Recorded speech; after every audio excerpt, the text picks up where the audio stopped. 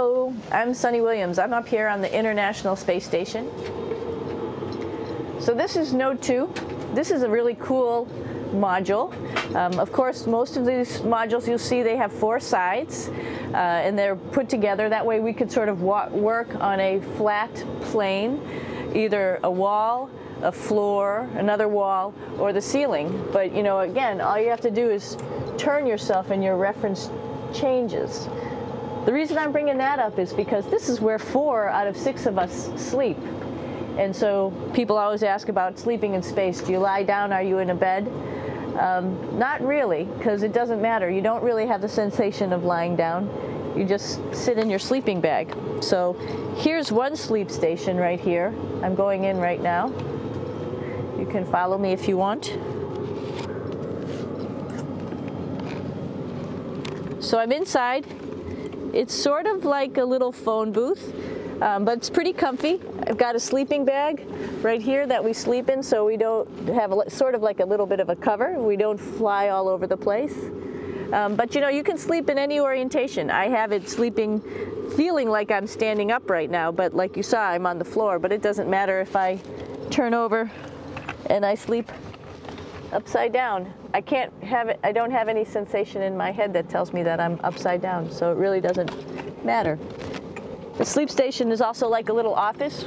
We've got a computer in here. As you can see, we've got a couple little toys. I've got some books. I've got some clothes and other things that make it sort of like home. I'm coming out. And just for reference, that's one sleep station. This one's another. Right here.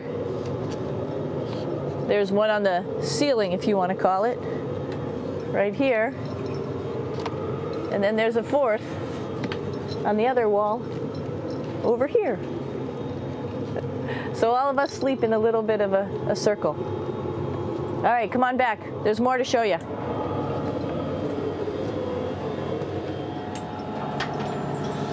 I know that there's some questions about how to use the bathroom and how do you actually live in space like normal, like at home. I mentioned real quickly about getting up in the morning and brushing your teeth and washing your face.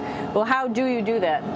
Well, here is the bathroom essentially. You get up in the morning and we have a little kit and it has all the essential things that you need, like your toothbrush and toothpaste and brush. See how much better the brush makes my hair look? I'm just joking. It still stands up straight. It doesn't matter where you are. It's always going to stand up straight while you're up in space. A lot of people ask about toothbrush and toothpaste.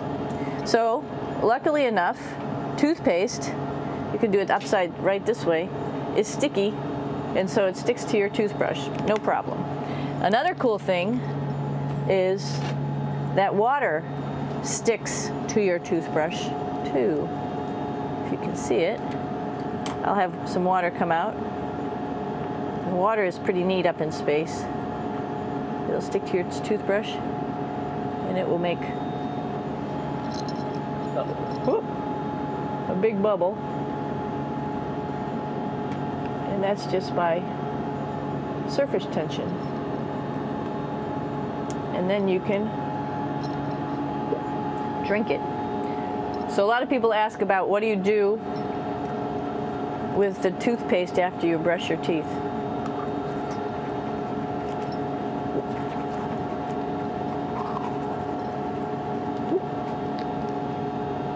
Two options. Swallow it, and it's sort of like mouthwash, but it tastes a little gross. Or you can just spit it out in a paper towel, and then you don't have to worry about it. Swallowing thing I wouldn't recommend at home. I'm only up here for 4 months, so it's not that bad. One of the most pressing questions about living in space, of course, is the bathroom. So let's take a look at that little piece of work. Come on in.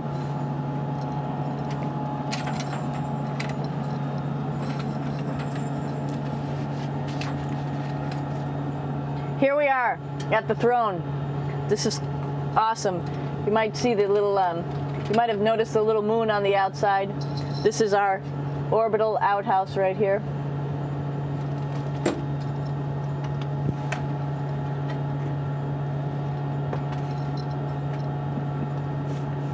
And of course, it serves for two functions.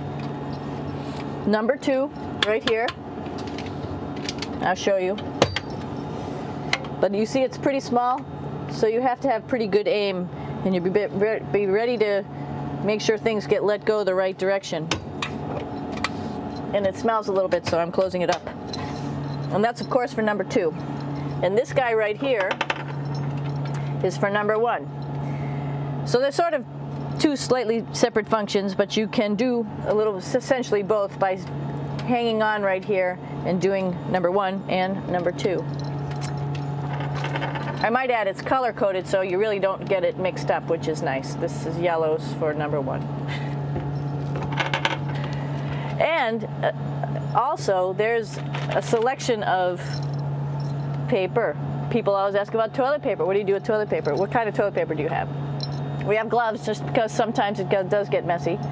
We have some Russian wipes, which are a little bit coarse if you like the coarse type of toilet paper. We have some nice tissues, which are nice and soft if you like soft toilet paper. We have Huggies, just for any cleanup. You know, we were all babies once, and this sort of helps. And then if things get really out of control, we have disinfectant wipes, just to make sure we clean up here. Because, you know, just like the water I showed you, the number 1 stuff can sort of go all over the place if you don't aim correctly. And did I mention both of these have a little bit of suction, so they should keep things going in the right direction. But like I said, sometimes things get a little out of control if you are out of control yourself flying around. So we have lots of protective stuff. And of course, you do have your privacy. There's a little door, so other people know that you're in there. Here's a pretty cool place. This is sort of like in your house where everybody meets in the morning. After you wash your face, brush your teeth, you want to find something for breakfast. And this is our kitchen. You might notice there's all sorts of foods here. It's like opening the refrigerator. You got all your different stuff that you want to have: drinks, meats, eggs, vegetables, cereals, bread, snacks. And that's a good place. That's where you find all the candy. Side dishes, and then some little power bars just in case. So we have all this type of food. Some of it is dehydrated, and so we have to hydrate it, fill it up with water. Some of it is already made, and then all we have to do is heat it up. So something like this, I'm pulling out barbecued beef brisket. Pretty yummy. Not only is this food made in the US, but we also have food here from Japan. We've got Russian food. As you can see, all these red containers are filled with food that's from Russia. And then we get some of our specialty stuff, some things that we like, some of our favorite stuff that your family can send up. In fact, I like fluffernutters, and so I got sent up some fluff so I could make my fluffernutter with peanut butter. So you have a lot of food up here, no problems. Now, I'm going to say where we are. So right now, we're in the Japanese laboratory. It's one laboratory out of many here on the International Space Station. It's actually on the left-hand side. If I was International Space Station and I was flying through space like this, my left hand would be where the Japanese laboratory is.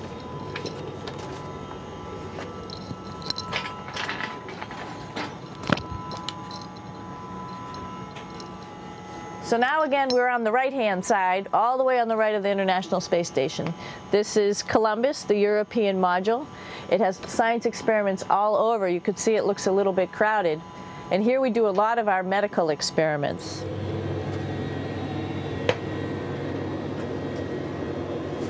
Here we are in the US laboratory. Again, this is a laboratory with science experiments on all of the walls here, all sorts of stuff that we do. And one of the things we also do is we exercise. We have some exercise equipment on board the space station. We need to do that because we lose bone density and muscle mass while we're up here, and that's a result of not having to fight against gravity. So how we keep ourselves in shape are with a bike, a treadmill, and a weightlifting machine. This is the bike. You notice the clip pedals? So all you need to do is actually clip your feet in, and then you can start pedaling. You don't need a seat because you don't sit down. Actually, I haven't sat down for 6 months now, so you don't need any type of seat. Just make sure you're held in with your pedals.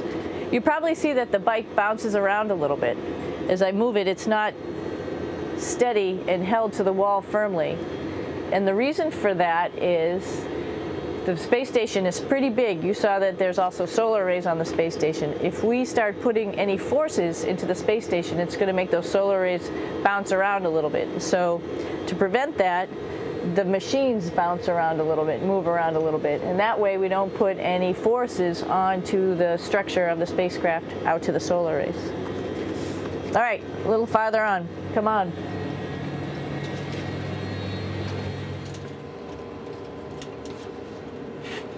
I'm here with my two buddies in the airlock. Actually, these are two spacesuits that are ready, primed up to go outside, as we call it, to go do a spacewalk in case we have to do anything outside. Some of the things we do outside are just like inside, repairs. We have a lot of electrical boxes and machinery and solar arrays, in fact, that I talked about earlier, that are outside, and sometimes they don't work quite right. Remember, space is really cold and really hot, and it's also the vacuum of space with no pressure, and so some of the equipment doesn't work well all the time. So we might have to go out and do a spacewalk. Right behind me is actually the hatch that you go out into space, and right now we have it filled up with a couple other spacesuits because we've got 4 of them up here and some of our tools. But right behind here is the hatch in which you actually go right outside into the vacuum of space. The spacesuit is pretty big, as you can see. It's like being a football player. Part of the reason it's so big and bulky is because of this backside, this backpack.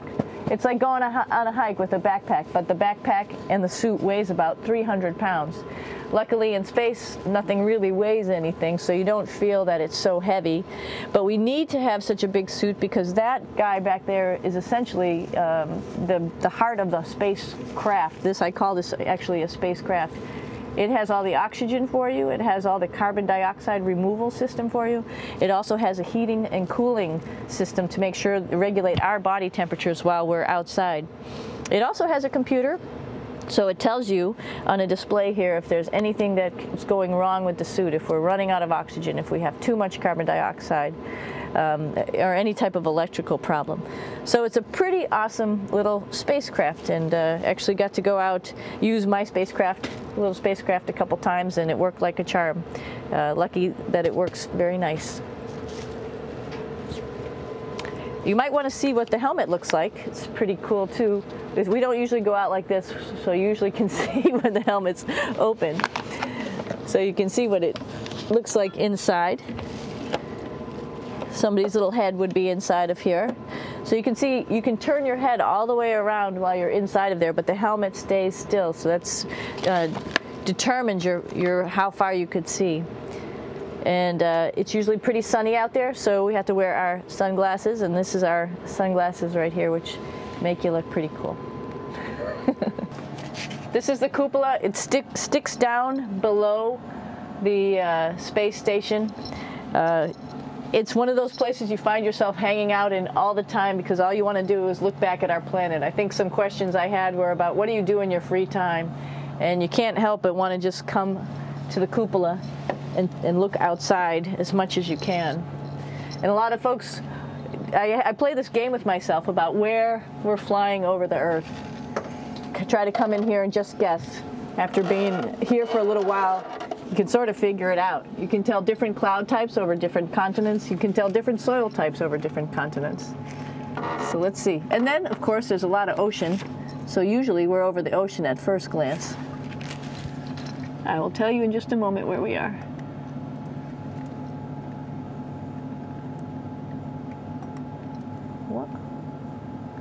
There we go. So right now we are right over Africa. It's a little bit cloudy, as you can tell. So we're right over the continent of Africa. Hey, what's that? I think that's a Soyuz spacecraft. That's the spacecraft that's taken us home to planet Earth today. Oh my gosh. We might have to go take a look at that. That's pretty cool. It's a little bit smaller than the rest of the spacecraft, the space station, so you'll see if we go there, it'll be a little bit more crammed. But we're going, you can look all the way back to the back of the spacecraft, which is where the Russian segment is, and then you could look all the way forward to the front of the spacecraft, where the Japanese laboratory, the European laboratory, and the American laboratory are, and then back to the solar arrays where we started in this morning when we were looking out the Japanese window.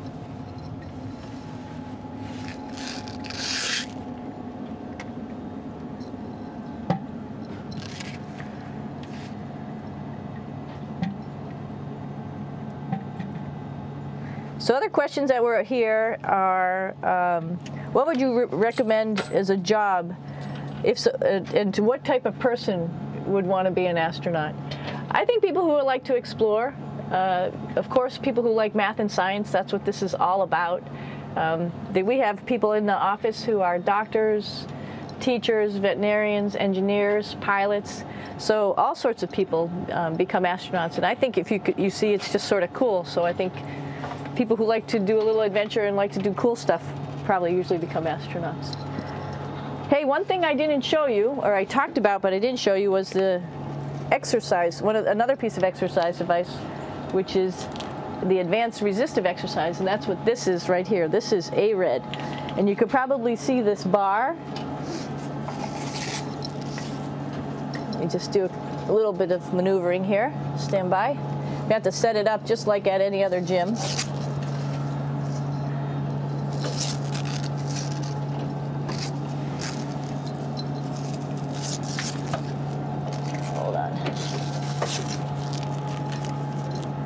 Show you how this works.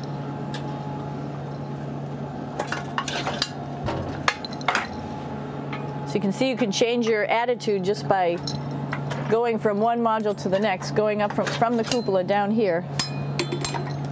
This is what we call the ARED, and with this you can lift weights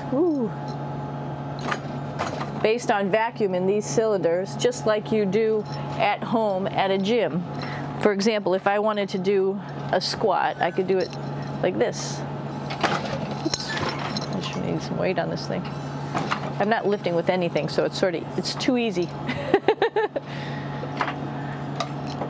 One of the cool things you could do things that you can't do at home. For example, single leg squats with just one leg, because the other leg, you won't fall over. So all sorts of stuff. You can also do bench press. We have a bench that we could add on here, so you can work on your beach muscles.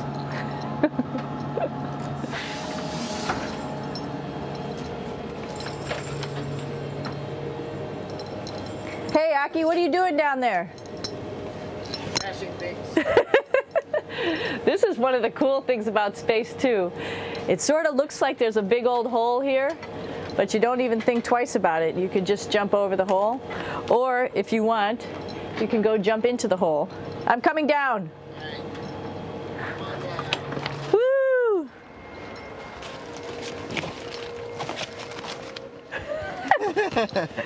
Then you can come right back up again, like Superman. Woo!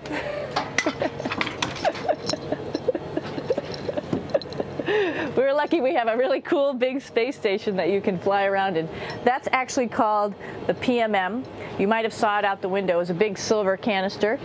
What's really great about that is it's essentially our closet in our pantry, or whatever you want to call it. We have extra food down there, we have extra clothes, we actually throw the trash out down there. So it's nice and organized, and we have all of our stuff that we need while we're working in all these other modules all stowed in this location down here. And it's a lot of fun to play in. So we're going into the Russian segment. Be ready. You don't need a passport either.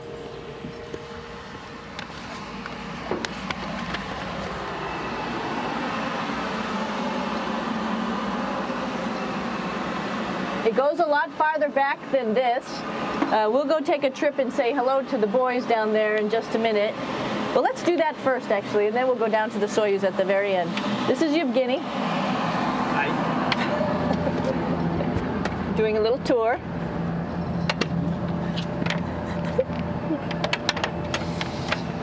This is the FGB, and what's cool about this module, it is actually the very first piece of the space station that came up in 1998. The space station has been around for about now manned for 12 years, but it's been up in space for about 14 years. And this was the very first. It is like the Russians' PMM. It has a lot of storage, as you can see.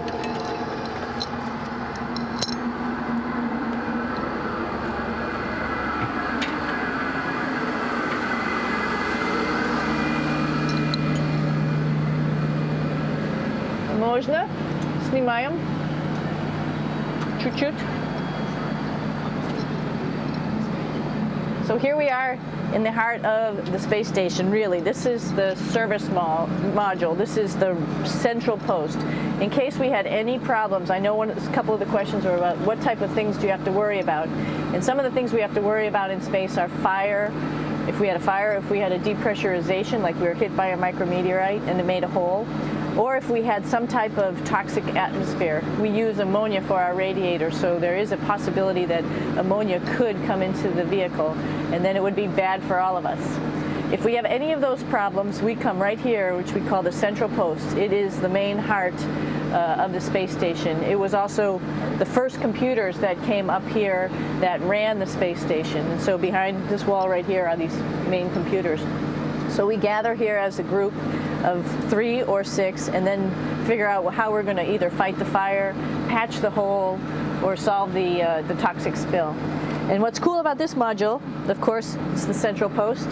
It also has great windows right down toward Earth.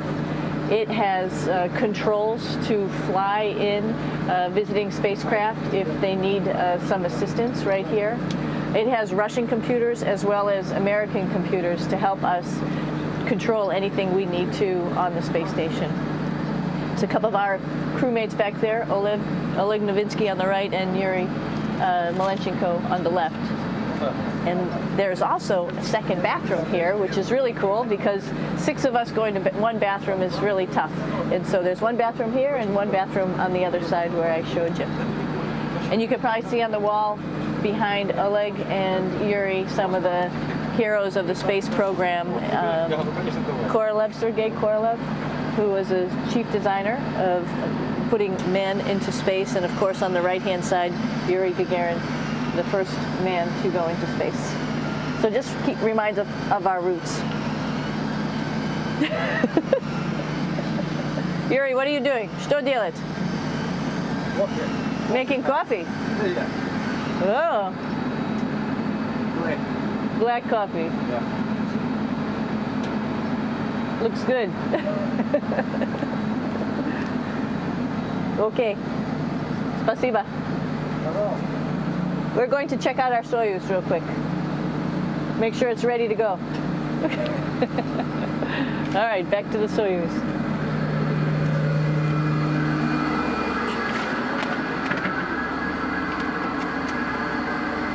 I'm going to stop here just for a quick second.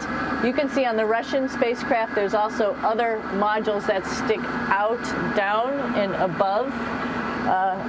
Right here is, let's see, I'm trying to be oriented.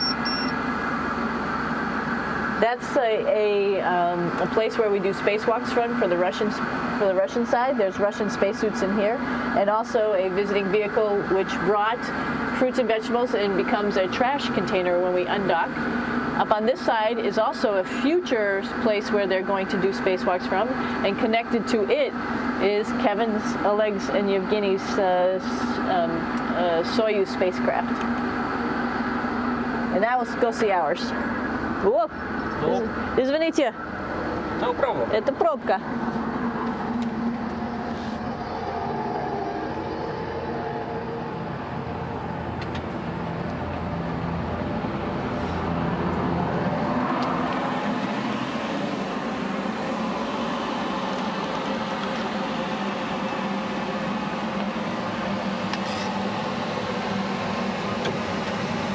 Coming down.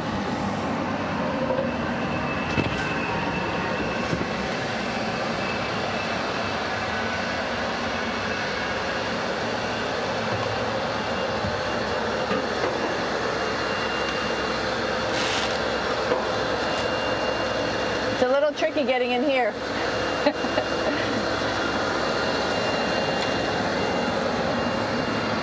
This is the docking probe right here, this big thing. This helps us connect to the spacecraft. This probe actually sticks into this cone, and that's how the spacecraft, our Soyuz, becomes connected to the ISS initially. That is then replaced by clamps, which are around here, that will allow the two spacecraft to be stuck together. And then you can remove the probe and the cone.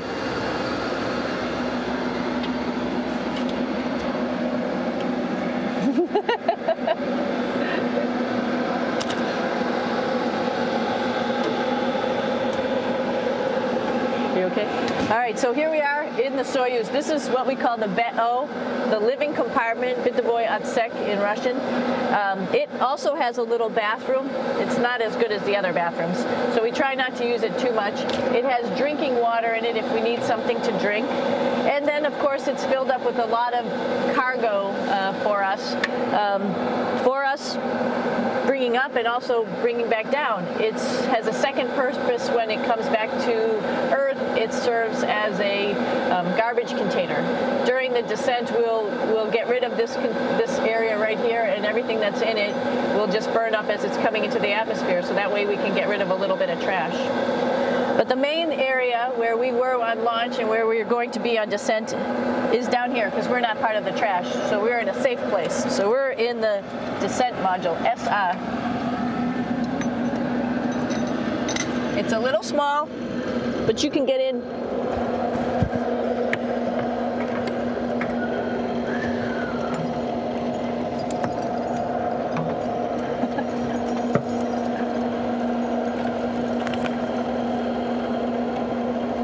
Not sure how well you could see in here. Hold on for a second. I'm going to turn it up this way, just so you could see the hatch, and you could see Kevin. It's a little bit small, but we'll come in and show you around.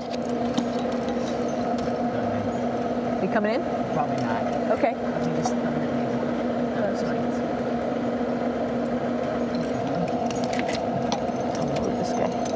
Got to move a couple things. We were just starting to get ready. We're preparing a couple days ago for our ride home. It's a little bit squishy, but everybody asks, how do you sit in the Soyuz? And you sort of sit in your seat like this. The seat is molded to your body, and so you can just sort of squish in here and be pretty relaxed. Everybody has a handmade seat for them. And then, of course, there's a control panel, and that's where we do most of our actions and work right here. There's hand controllers, which you can fly the vehicle with, and there's a stick right here, primarily used for communications when we're trying to talk to the ground. So 3 of us fit in here. Like I said, it's a little squishy, but somehow it seems like we all managed to get in here and fit pretty well, and it's a pretty safe ride home. You're probably wondering, what's all this junk behind us? Well, it's all of our parachute, first of all, and then it's all of our survival gear, just in case we end up landing in some strange place on the planet and nobody's there to rescue us right away. We have all sorts of survival gear with us, keeping us safe in here. So they've pretty much thought of everything. And we'll be home on the planet within the next 12 hours. Pretty shocking.